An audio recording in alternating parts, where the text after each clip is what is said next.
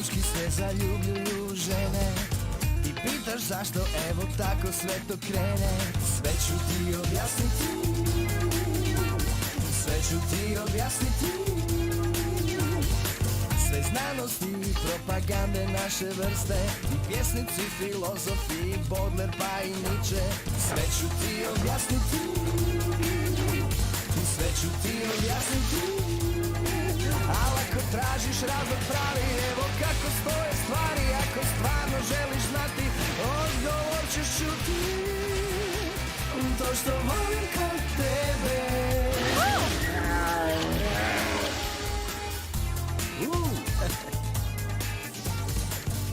I, htio si reći?